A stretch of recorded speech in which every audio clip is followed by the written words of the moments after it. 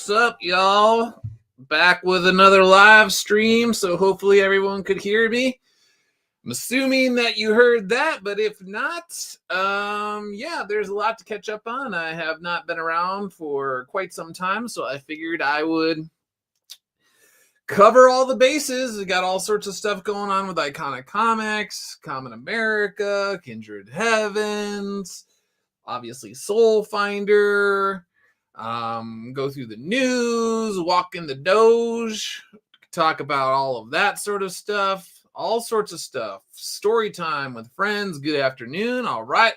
So I'm assuming you can hear me all right. That's good. Sounds like everything's good to go. So yeah, I'm just going to run through everything. I don't even know how long it's been. I think it's been a few weeks, at least 3 weeks, maybe even more. I'm not even sure. So we're just gonna keep going down all sorts of stuff. So I could talk about I don't know, do we start with the Iconic comic stuff first? Do we talk about the politics and Doge first? Who knows? Whatever you want. So let's start with Iconic Comics first, and then as usual towards the end, if people are into rooting out government corruption on the taxpayer dime and all of that, we will talk about that because lots of funny stuff. I guess we could have a preview. Here's Cory Booker out of New Jersey, I believe, if I'm not mistaken.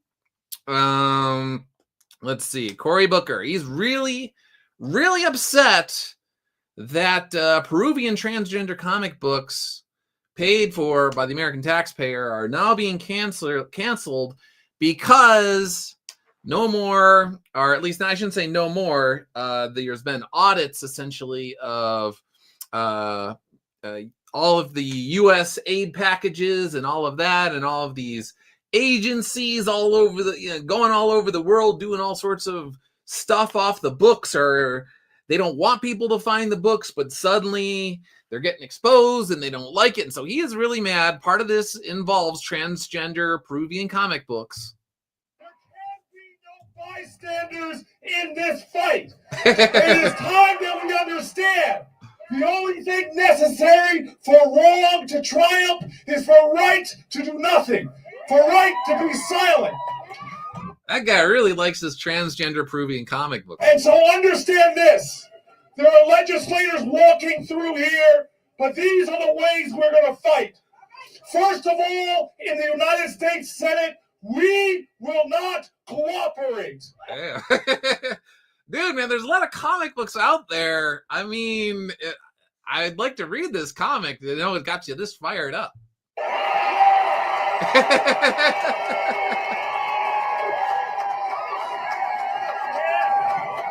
We are joining the leadership. We are joining the leadership already stated by Brian Schatz of Hawaii. We will fight their violations of separation of powers. All right, man. Well, there you go. So he wants the money to keep going all over the world. Name the country, name the weird issues that have nothing to do with Americans, homeless on the street, homeless veterans. You could go down the list of all sorts of things. Just your average Joe trying to survive in an inflationary environment. He can barely pay his bills, but no, the money has to go to the Peruvians because they need their transgender comic books. And if you got to be on the street, if you got to be living out of some sort of station wagon from 1985, so be it. But at least the Peruvians will have their comic books. So, Mr. Grahovac, now that Trump is president, I'll miss Doug's black preacher voice. So yeah, well, maybe I could. I don't even. I've got different voices. I don't know what the there's the Fauci voice. Fauci got the preemptive pardon, so Fauci, that's more like the Simpsons. I got a preemptive pardon. So that's Fauci. So you got a pardon going back to like 2014. conveniently, well, apparently when they started doing all the experiments, Wuhan COVID experiments in China, all of that sort of stuff. So don't look into that. So yeah. Let's see what else. We could just go down the Doge stuff. There's always something going on. Let's see what they got today. There's 16 hours. All right, different contracts. Where's something funny? Doge, come on. They need to start going with some of the funny stuff here. I know that they're really mad that these young kids that are like 19, 20, 21, 22 years old are the ones that are digging through everything. And so they're really mad that smart kids who they can see the writing on the wall. They're just like, hey, I can't afford anything. I don't even think I'll be alive. I'll be like 75 years old before I can afford a house. Let's see what's going on here. Let's see what, they were like paying Politico off. Millions and millions of dollars were going to Politico. It was very strange for subscriptions. Very interesting. Something like 33 million, wasn't like $30 million or something going to Politico. It was something crazy. So let's see. We could go Politico. Politico. 8 million fun. Okay, I'm sorry. 8 million. It was only 8 million for Politico subscriptions. Where did I see it? I saw 30 million for something. We'll come back to that. Hey, where'd it go? All right, let's see what. So upon coming out here to the briefing room, I was made aware of the funding from USAID to media outlets, including Politico, who I know has a seat in this room.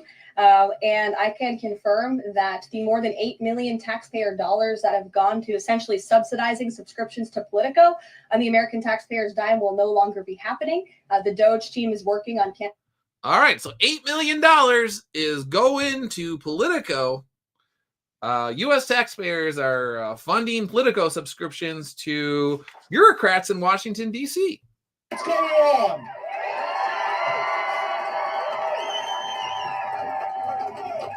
We will fight legally. We will fight procedurally, and we will also fight legislatively. He is mad. He wants his comic books. He wants the Politico subscriptions to all of his friends and all the people that do all the off-the-book stuff that he wants them to do. He is angry.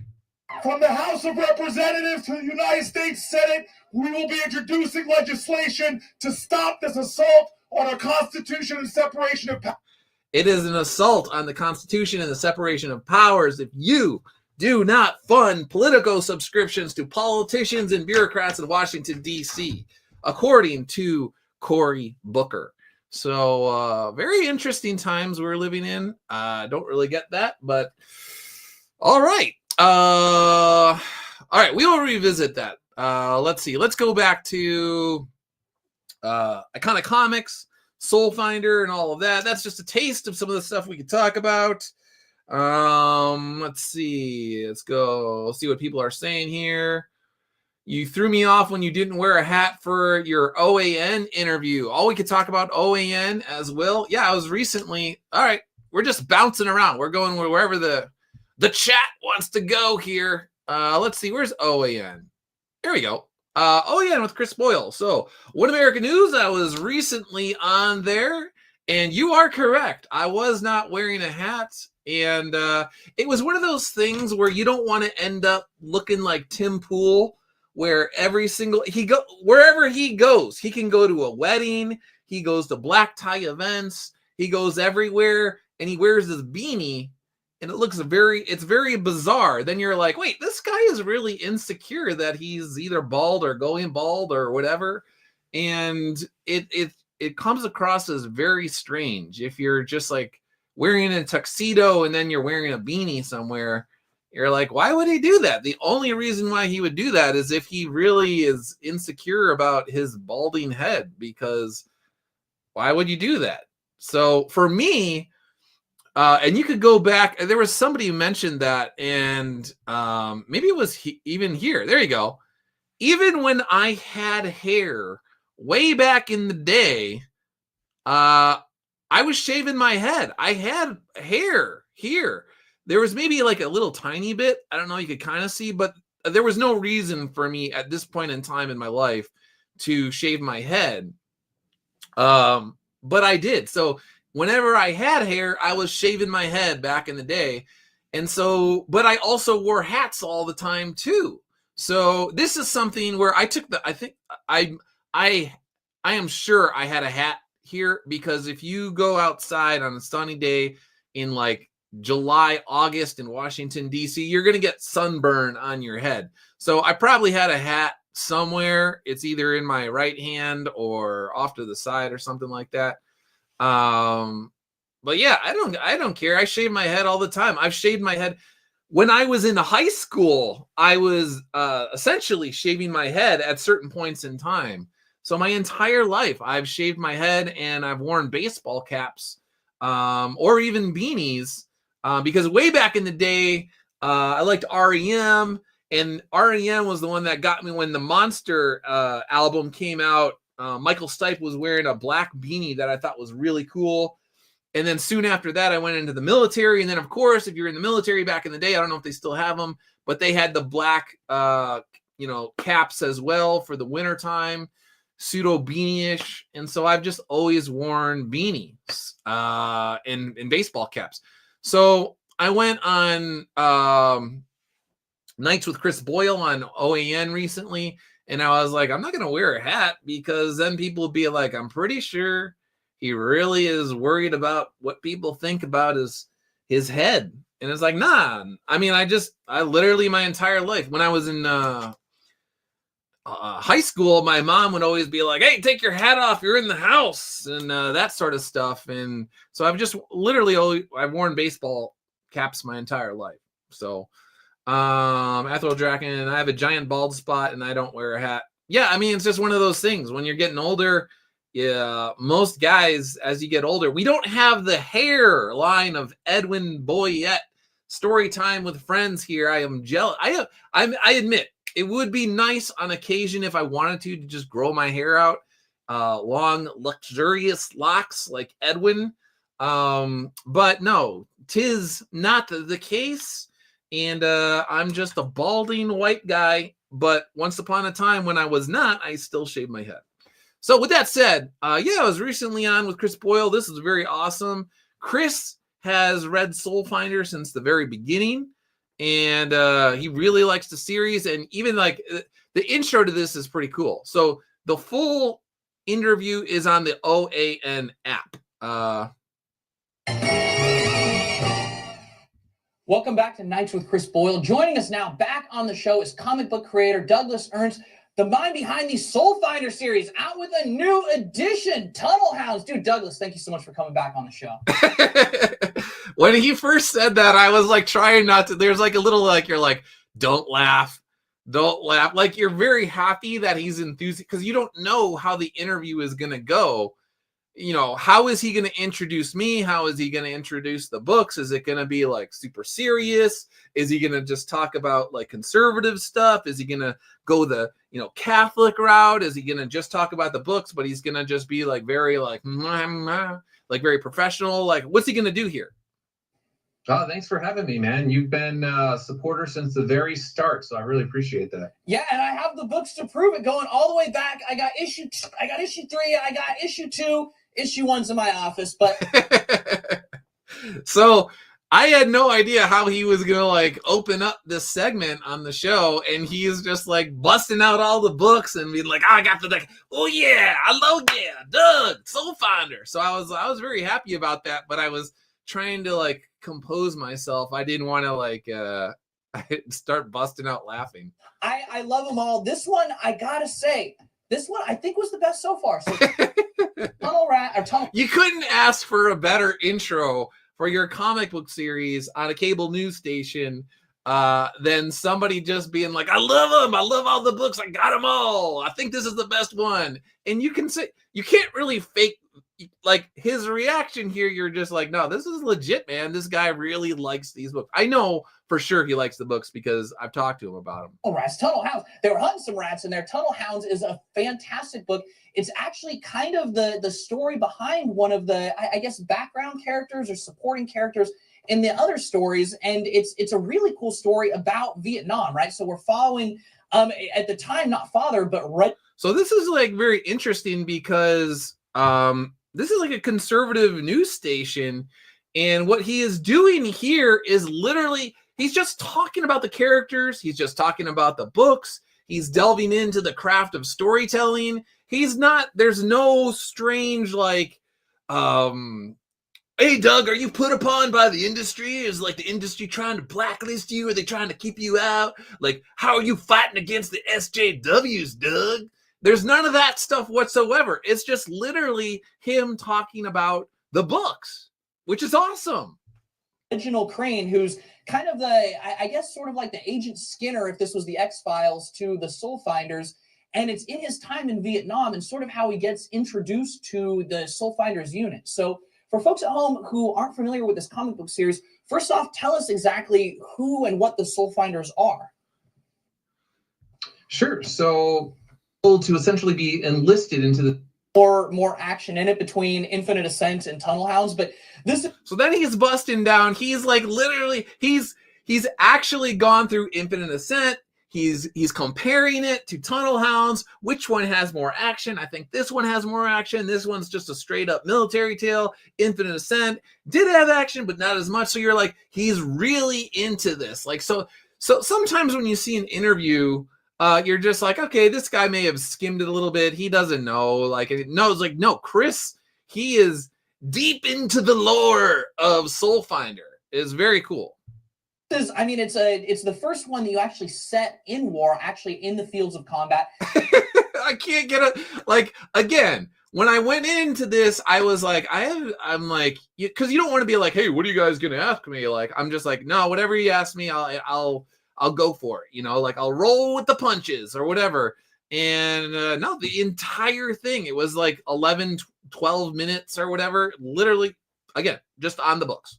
It's set during Vietnam with a unit that's actually going and trying to hunt down a general that's been killing a bunch of people. And essentially they think, actually, even the local villages don't want this guy around because they think he's been using occult forces to aid in fighting American troops, fighting U.S. troops.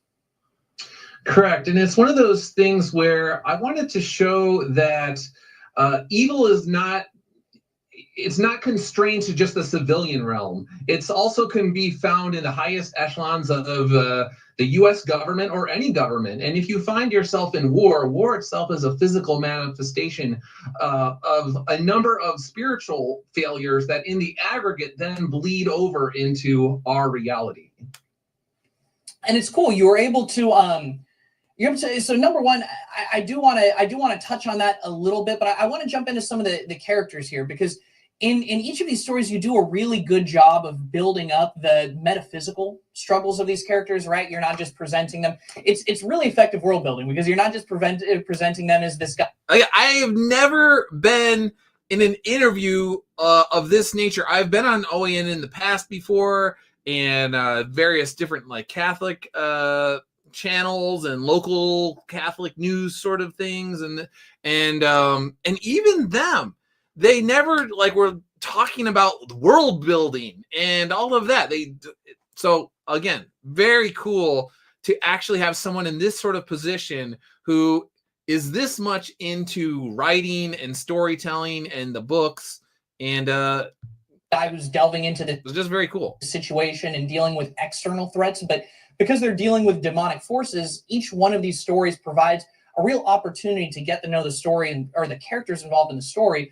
And it was cool deciding to examine Reginald Crane, especially because he's a character from the series history in a way. So you're able to introduce some other characters as well. This is a really cool book for that reason. Tell us about why you decided to dig into this one particular character's backstory.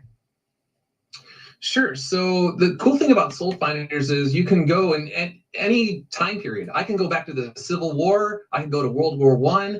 As long as these guys have combat experience and they become priests, they're eligible to become a soul finder. And so the tunnel rats is something that always fascinated me. These guys who are willing to literally crawl into the darkness that were filled with poisonous scorpions, poisonous snakes, booby traps, obviously other people that wanted to kill them, sometimes other civilians that were down there for various reasons. And so I was like, okay, Reginald Crane, he is a soul finder in the earlier versions, but I wanted to go back and show exactly what he went through as a young man that changed the trajectory of his life. All right, so long story short, if you haven't seen the interview, you can either go to my Twitter feed. I have 2 segments up. The rest is just like there's a third that I could have made, but it's basically wrapping up everything. So if you want to basically watch the full interview, you could either go to my Twitter feed, X feed, and get both parts, or literally the OAN app as well. So again, whoever brought that up, I don't know if it was Ethereal Draken or Rick or whoever it was, thank you for bringing it up, Mr. PhD. All right, blah, blah, thank you. Oh, JJ, I was totally off. Thank you for bringing up OAN. I had a really great time, and thank you to Chris Boyle for that.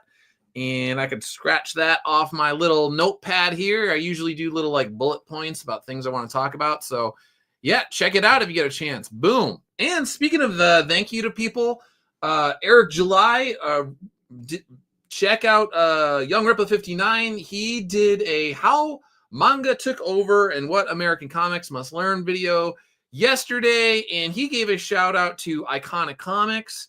So I'm very thankful for that. And I know that there were people saying that they had never heard of Iconic Comics before, and they're going to check it out and all of this. So here's a little preview of his channel. What Iconic Comics are doing with their various series like Common America and Soulfinder is inspiring. They have a big Japanese presence as well, and they work incredibly hard. They understand professionalism is just as important as the quality in what they create. There's no substitute for work, and you can't just skate on by with past accomplishments.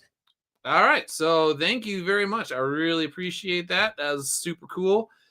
And I was actually talking to a friend this morning about this sort of thing, where it's weird how there are creators out there and they will go out of their way to burn bridges with other readerships. So I've said before that there's overlap between Iconic Comics readers and the Rippaverse readers that has grown. And I have noticed this at shows starting not even, actually it was before that, but it started to pick up last year at Heroes Con for sure, but late 2023, early 2024, because we were also in North Carolina prior to that. And I think that was the first one where someone actually showed up wearing a Rippaverse shirt and bought the books. Anyway, the long story short, there's been this growing overlap of readership. And there is, when I see creators go out of their way to just, take a dump on large readerships of people that are open to buying your books, I'm just like, why would you do that? Like, why do you even care what books why do you care as readers are fine again? And I know Mr. Grohovac's here. I know he's not a big fan of Rippaverse. He can correct me if I'm wrong. I'm pretty sure on Twitter I saw that, whatever. Like, it's fine. Readers can believe whatever they want. Cool. But as a creator, why would you go out of your way to find other readers and just start lecturing them about like the books that they read? Like, that's not my place. Before I started Soulfinder, I had all sorts of opinions on all sorts of stuff that I had no problem sharing because that's just whatever.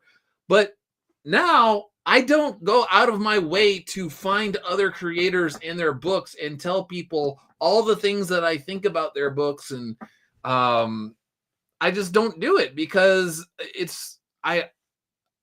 once you start creating comic books and you're doing like hardcovers and you're putting tens of thousands of dollars, if not hundreds of thousands of dollars over the course of years into these projects and these endeavors, that is a lot, like time, money, resources, blood, sweat, and tears you are putting into something. And there's no point for me to go out of my way and one, just start trying to tear down other creators that are never did anything to me, you know, and even the creators that hate my guts, that have lied about me many times. I don't even review their books.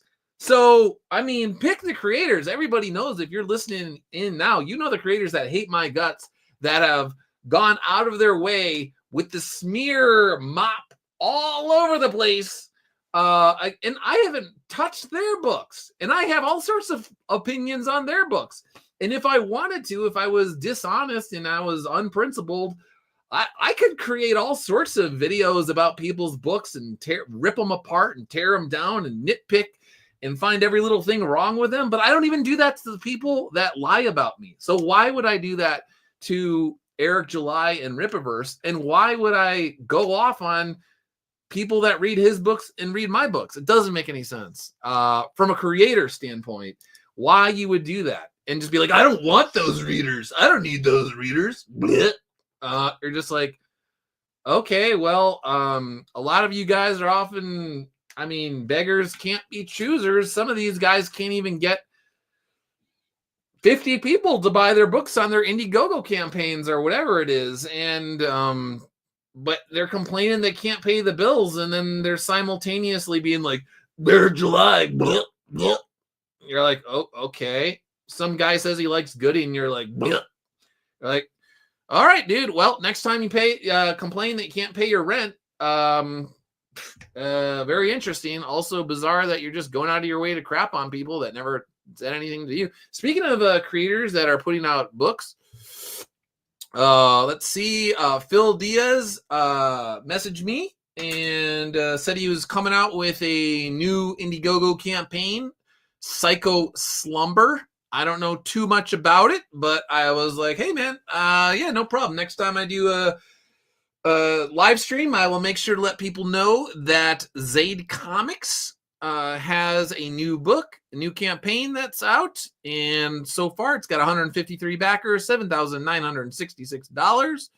Congratulations to Mr. Diaz. Speaking of North Carolina and Heroes Con, I actually met Mr. Diaz at Heroes Con in person. He had his own booth going on and his own stuff, and he stopped by and we had a very interesting conversation about indie comics. We'll just put it that way. I know that Phil has also been the subject of quite a few smears by the exact same people that have smeared me over the years. It's so crazy. It's almost like there's this pattern that you can identify, this pattern of behavior that happens again and again and again and again, where the same people keep smearing other people out there. I don't know. That's so crazy, man. So anyway, check out Psycho Slumber, Lost Pages, Kill Journal crossover. If it looks like it's up your alley, great. If not, maybe they'll get you on the next one. Boop. Let's see. Speaking about, again, conventions, Anime Sunika is coming up. So that will be February 15th and 16th in Belton, Texas.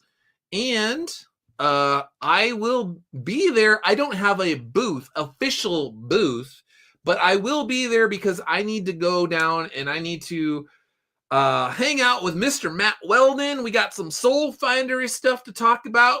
We got some other stuff we got to talk about.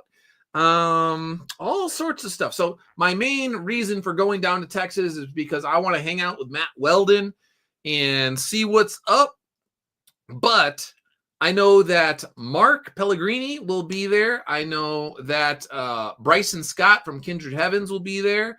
And I know that another mainstay, another friend of Iconic Comics, Eric, not Eric Canetti, but Eric will be there as well. Will be at the booth with Mark. So I will also be there, but I will be in and out most likely. It all depends on Matt's schedule. So whatever's going on with Matt, anytime he wants to meet up, he wants to eat lunch, he wants to eat dinner, whatever he wants to do, I'm there. So I might have to leave. And also I want to check out the new Iconic Comics pseudo warehouse or storage facility or whatever you want to call it. I want to check that out. I haven't been down there. Probably sign some books, do something along those lines. Obviously, catch up with Mark and Scott and Bryce and Eric and those guys. But again, like I said, I will be at the booth. There's all sorts of it's an Asian food festival, so I'll be at the food trucks, probably eating some pot stickers or who knows what. And so if you see me, maybe I'll buy you some pot stickers and we'll just chill out next to the food truck eating Asian food. It'll be fun. So that's going down. If you're in the area, check out Anime Sunika. Should be a very good time. Boop. Continuing on with Iconic Comics. If you have not checked out the website in the near future, looks like there's new arrivals. Butch got his stuff going on. I know Sven was doing a great job with fulfillment with Butch Killigan 2 and Kindred Heavens guys. They have pre-order campaign for volume 3, and I haven't even watched this yet. I retweeted it, but let's see what they got going.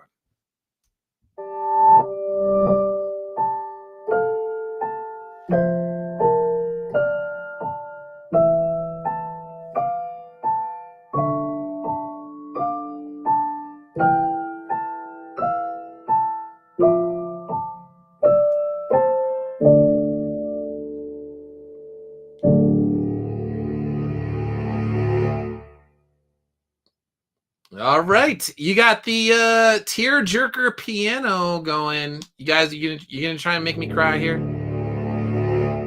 Uh-oh. Dun, dun. So Studio Baba. If you like Scott and Bryce's work with Kindred Heavens, check that out. They got a pre-order campaign that's going on.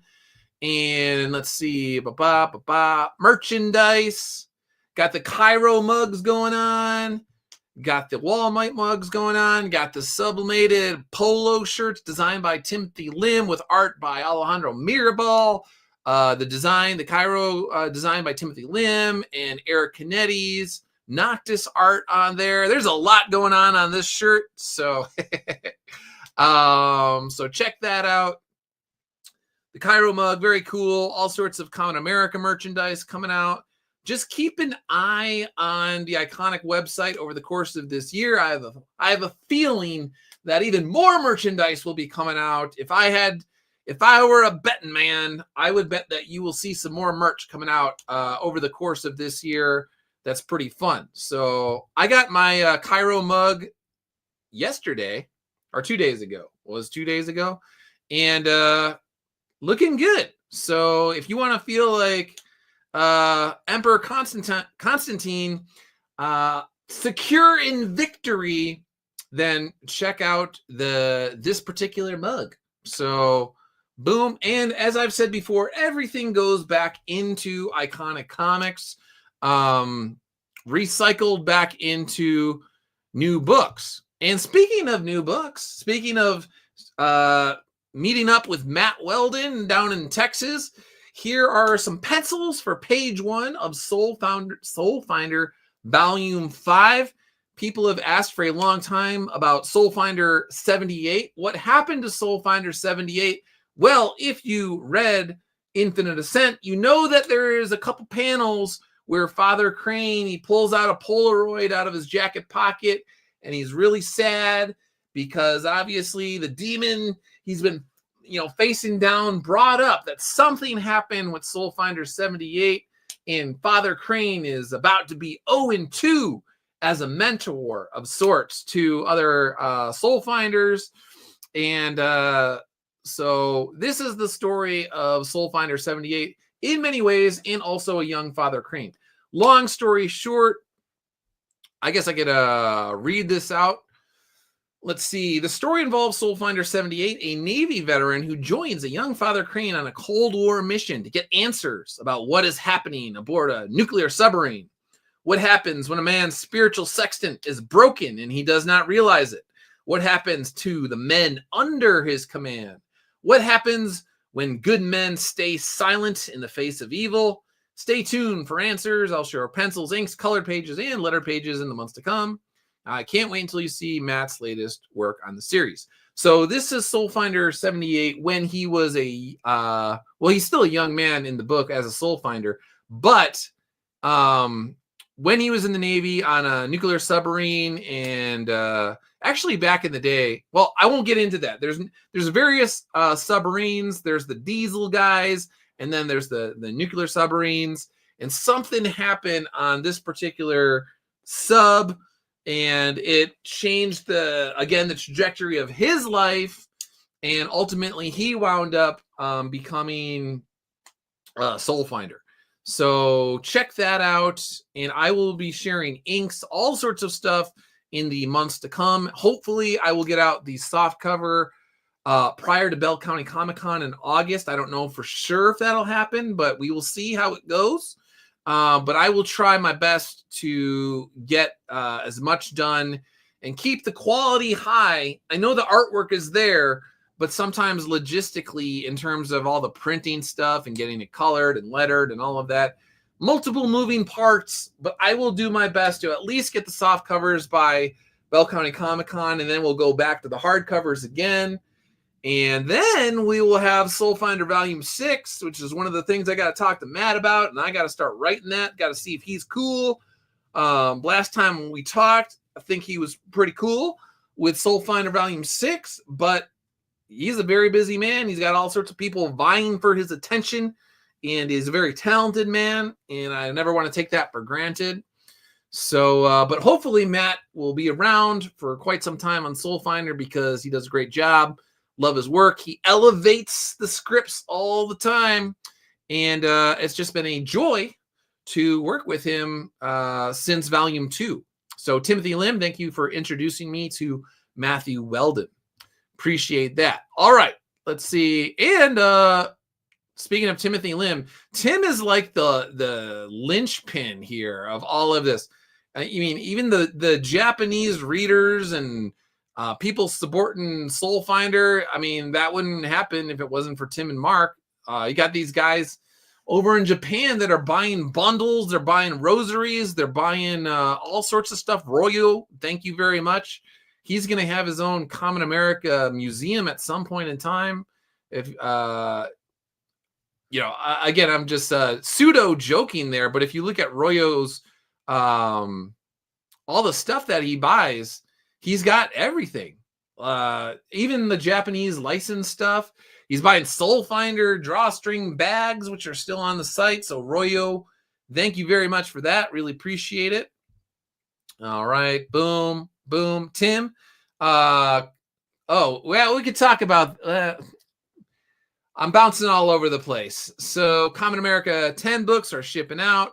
This was a point of contention recently. I don't know how much I want to talk about it, but not everybody is always happy with Iconic Comics delivering these books. So let's see. We'll find it. I'll briefly mention it. Let me go through here. I also want to thank where is it? Guys like Comic X Books. Thank you for sharing Soulfinder as well. Soulfinder 2 review. Dang, these books are good. There's always one or two parts in the book that get me. In this one, it was the pressure you feel is the weight of your sins, your fears, your regrets. He says, I immediately felt like a shiza bag. But just how Jocko says, good, we have an opportunity to do better. Anyway, check out the series. They're wonderful. Get behind me, Satan. So thanks for guys like... basically, the Royos out there, the Comic X Books, all of you guys are keeping in between books I like to try and find artwork and like basically keep the ball rolling, going. You keep the momentum going, and it's reviews like this that keep coming in, that more people keep buying the books and buying the books, and Eric July's and all of it. So it just, whether it's very large people with large megaphones like Eric, whether it's Mr. X here, I know he's always on X sharing out iconic comic stuff. Comics X books here, Royu, all of you guys, thank you so much for your support. Let's see, Mr. X. Oh, thankfully I can make it live this time. No thanks to YouTube. I'm assuming YouTube was up to its usual shenanigans again. But yeah, so Mr. X, thank you. Oh, Andrew was another one. Check out Soulfinder from Iconic Comics. So boom. All right. So as we continue to bounce all over the place, start trying to juggle between the chat and what's on my feed here. I guess we could talk about Brave New World, and then eventually we'll get to Iconic Comics and fulfillment. And there's still the quality versus quantity debate. I was having a discussion with an artist this morning about the debate. It's so stupid. The debate is so dumb because there's always, how do I say it? It's a red herring. It's not, the creator is the one that sets the expectations. And if the creator says a book will come out a year from now, and then it takes 3 years, that is unacceptable. If a creator says it'll come out in a year and it takes like a year and 2 months or 3 months, like that probably is within the grace period. Something strange happened along the way. Okay, we'll forgive it. We understand making comics is like I just said a few moments ago, many moving parts. Any one part, something happens. Somebody has a life event that throws things off course. Maybe somebody's mom dies or whatever, or maybe they have a physical ailment, or maybe financially they can't afford things with inflation, and who knows what. But if you are a creator and you've been around for a little while, there is no reason why your books should be multiple years late. You should be at least in the ballpark with your expectations. So there's that. It's really a matter of managing expectations. And if you can't manage expectations, you need to get on the ball. So there's that. And then on top of that, a lot of times I see these creators that are like, well, it's all about quality to us. You must be about quantity. All right. Well, I hate to tell you, dude, but Matt Weldon has quality and quantity. So he was doing the Final Fight stuff. He's over the years done all sorts of Punchline stuff. He does all sorts of other books. He does Soulfinder. So the dude, and you're like, oh, he's a statistical outlier because he's a creative genius or whatever, blah, blah, blah, blah, blah, blah, blah. Well, then we could go to Timothy Lim. All right, Timothy Lim. And Tim is a very, very, very talented artist as well, who continues to improve and get better. And I don't know if I would say creative genius. That one's tough, but Tim is a very, very, very sharp, very, very, very creative guy. So yeah, both of them are awesome artists, and they are able to get quality and quantity out, and they are able to manage expectations. So a lot of the times you see these artists and they're just like, oh yeah, well, I'm all about the quality. And then you see it and you're like, you made it sound like this was going to be the Citizen Kane of comic books. You made it sound like this was going to be the next Watchmen, or what, take your pick of all the books over the years that are the super standout books, or the books that totally changed the industry. Like again, you can't manage expectations. You're casting yourself as a creative genius, and you'll get the books when you get the books, okay? And I'm a creative genius, bud. So the more that people talk like that, a lot of times it's just all talk. It's all hot air. And I see guys like Tim and Mark putting in the grind. I see Matt putting in the grind. And yeah. And I actually, at some point, Tim keeps getting better and better and better. I mean, it's weird because Matt basically is like, my understanding is he essentially projects his mind onto the page and then like almost could trace what his mind projects onto the page, which is like very rare. Very few people. I apologize. I'm not the artist. Is it Kim Jong-ji? Is that the artist who could also do that? Did I mispronounce his name there?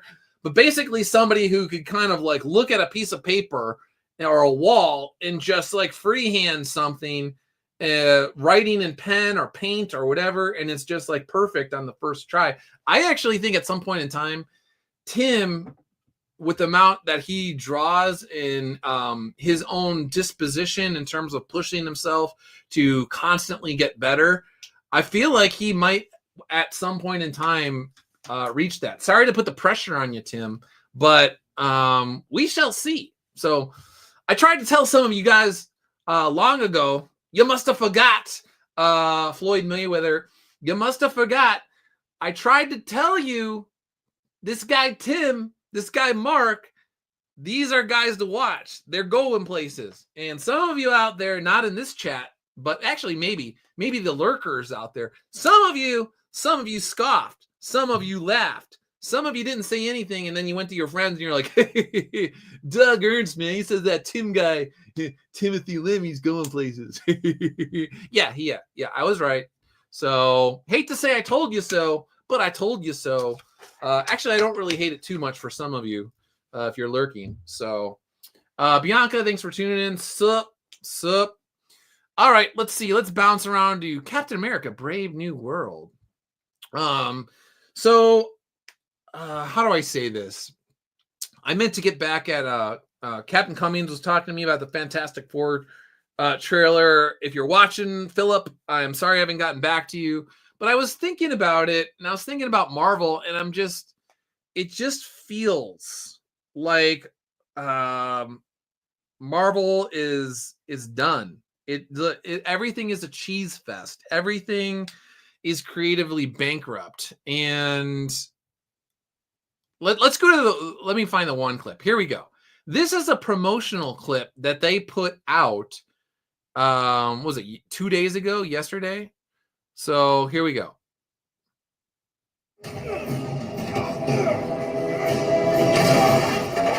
I gotta pause this here and there. I don't know if they would like ding me on the live stream. Not that hard. I heard your rib go. You need a minute? Nope. Let's get this over with. I got shit to do today. It's just out of context, like kind of cheesy. The fight choreography is like, you're like, okay, is this like was it WB or whatever it is? I don't know. Like it feels like everything is just cheapened.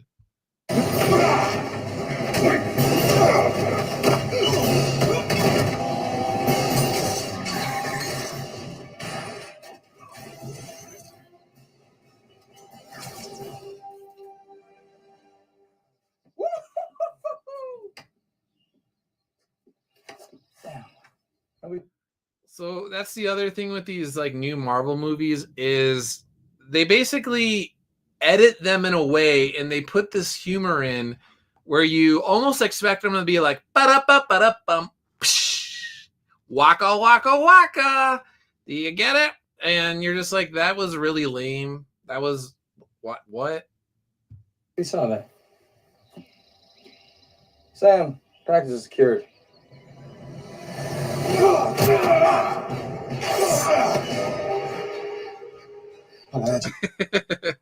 This is so bad. You're starting my collection. I just started my collection.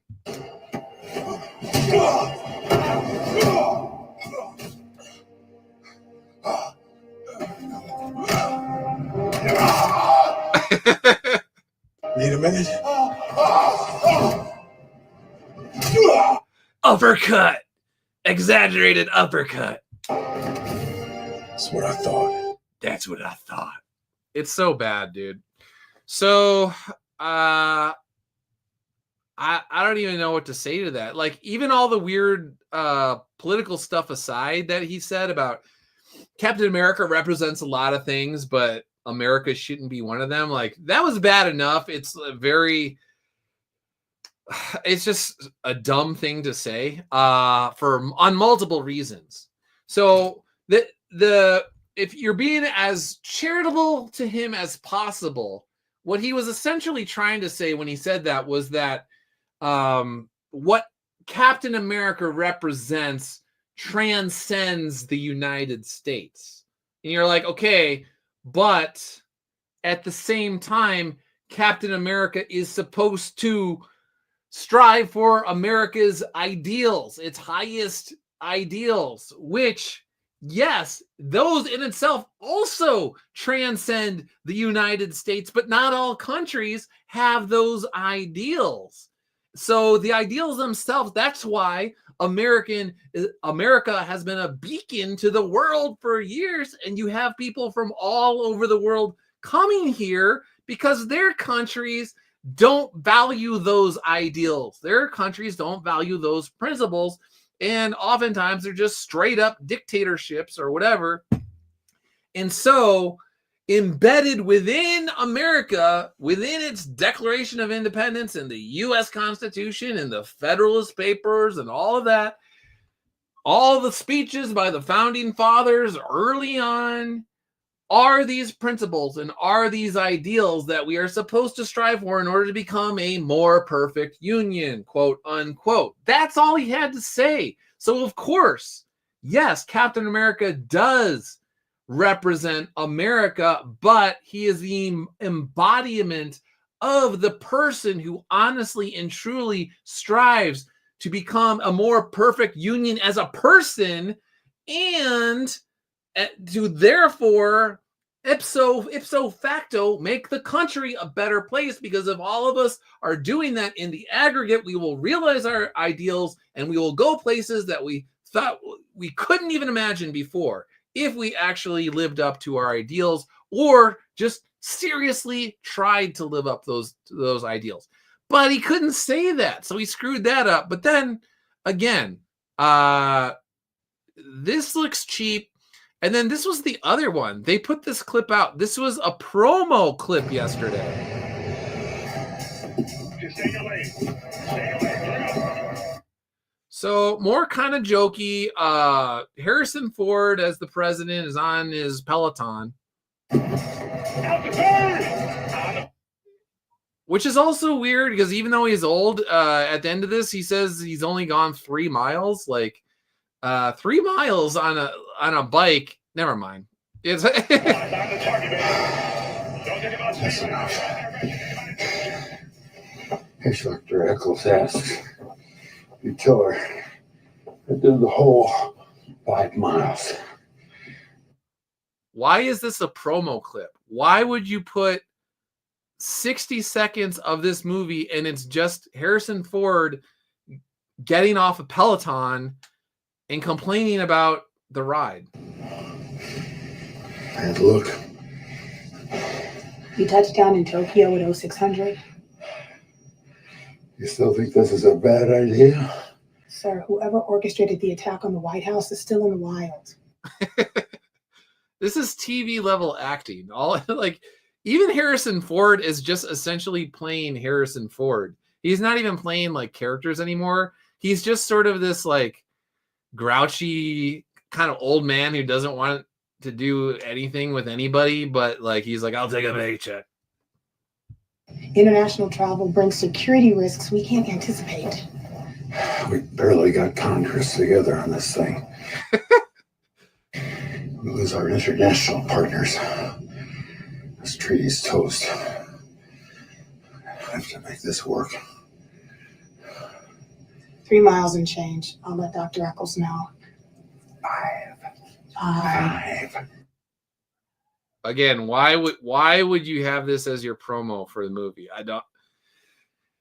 unless there's some sort of tax incentive in terms of if this movie bombs large enough, then they're like, no, we know we're going to lose money, but the more money we lose at this point, the better it will be in terms of writing things off on our taxes or something along those lines, because you would not put this out for sure unless you were trying to depress turnout opening weekend, and you would not put this out the way that you put it out unless you were trying to depress turnout for the movie. And then before that, again, Anthony Mackie's comments, you have to start thinking about all of this. Why would he say something so stupid when you had at least a year to think about how to answer softball questions about the movie that didn't alienate people, that didn't needlessly cause controversy, that just didn't cause problems? Why would you do that? Why would you just trip all over yourself when it was a softball question about what you think about playing Captain America? Why would you do that?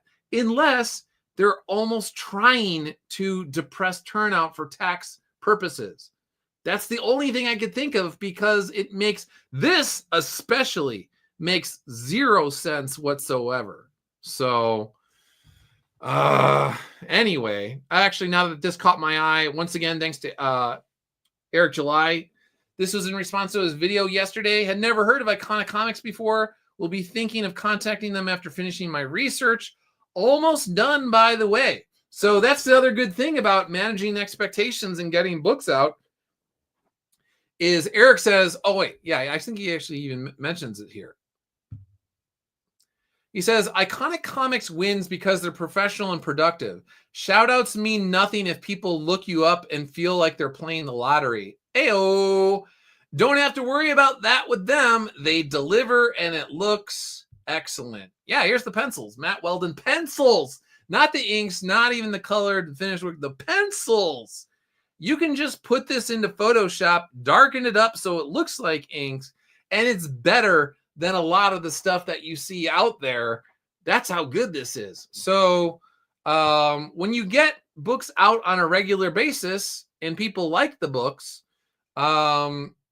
when they look into your company, they can see like, oh, I can order this today and it'll be in my hands possibly within a couple days. There's been instances where Iconic Comics readers have received, the ones that are in Texas for sure.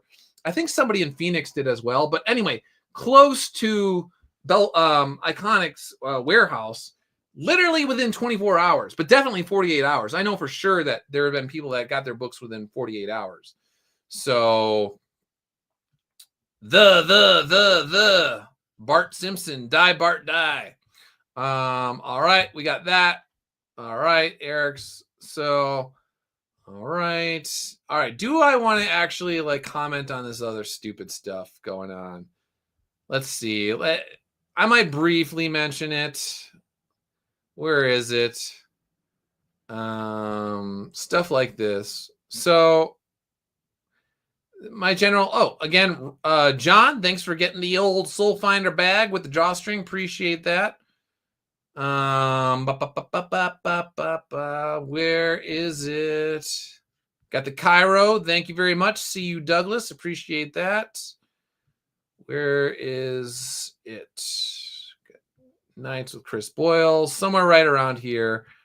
So this is the kind of stuff that, it always ends up getting back to you. And you're like, do I even comment on this? Like, is it worth it commenting or not?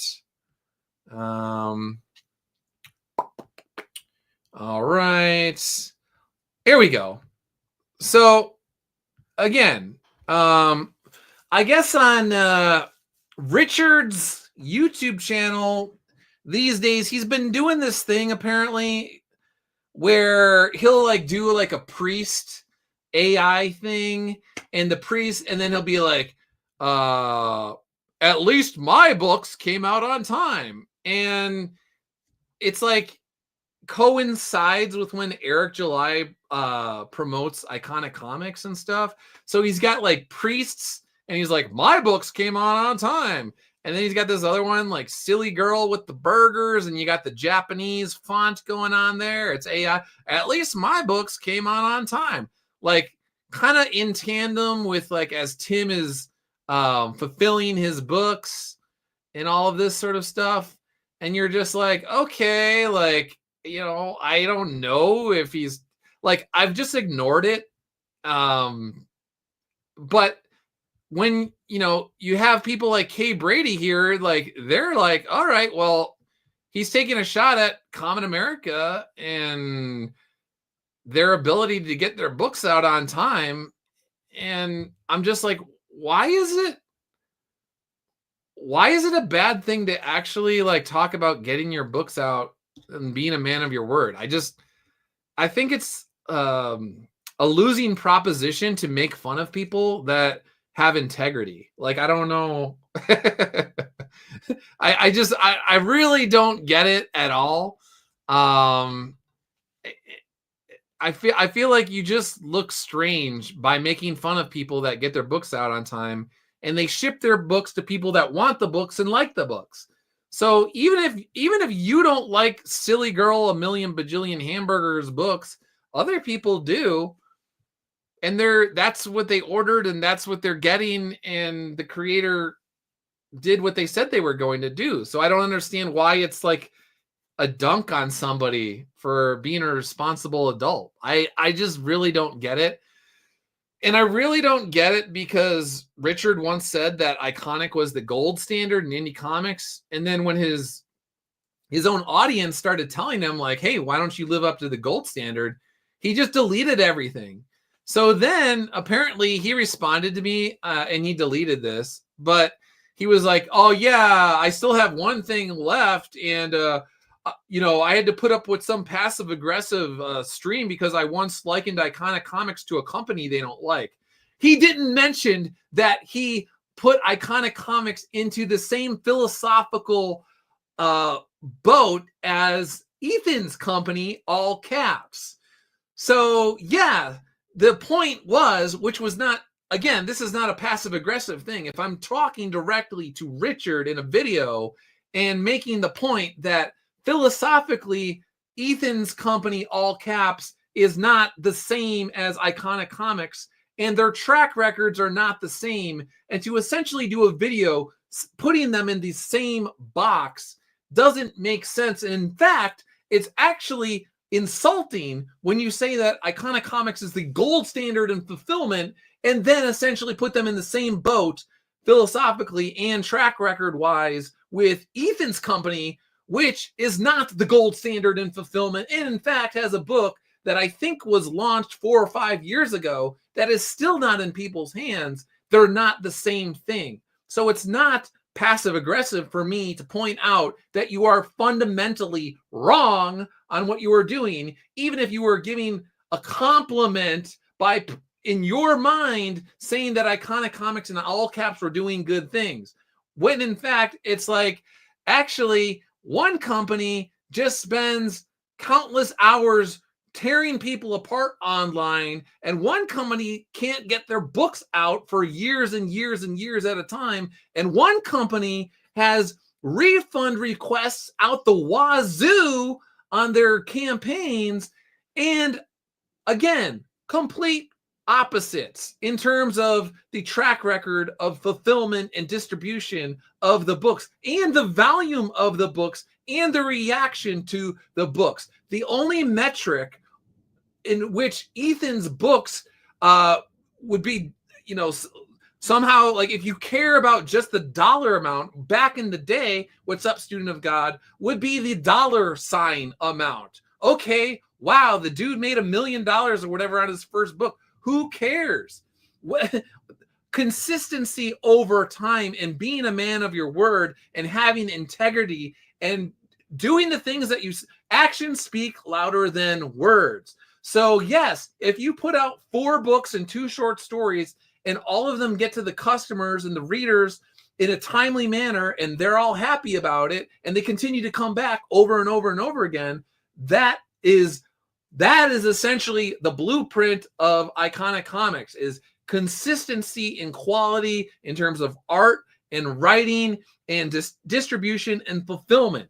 So back in the day, Richard put us in with all caps. And I just said that's just straight up not true. So that's not me being passive aggressive. I'm allowed to have my own opinion and share it.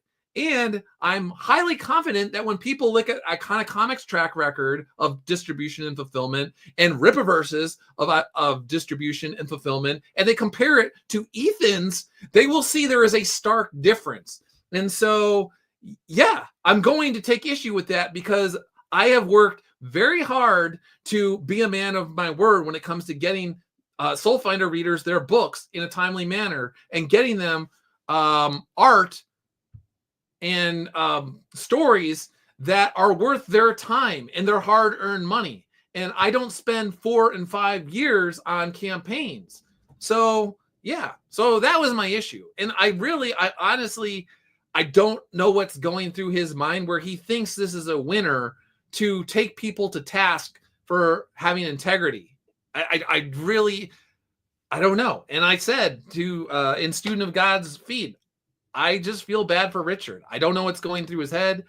And it sounds like he's drowning logistically with his own books or has for a long time. And that's probably very stressful. So, but taking shots at creators that do what they say they're going to do and their words and their actions are in alignment and consistent over many years, I feel like making fun of those people and saying that they're ridiculous individuals, I mean, good luck with that, dude. See how that works out for you. So I don't think it's going to work out too well.